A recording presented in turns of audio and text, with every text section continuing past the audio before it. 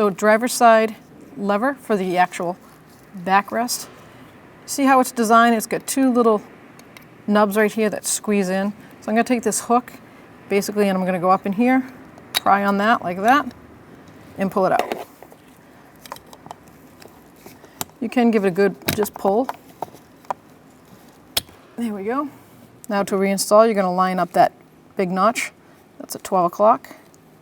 You can feel it, slide it around right in there until it locks in. And you can lift it up. Good to go.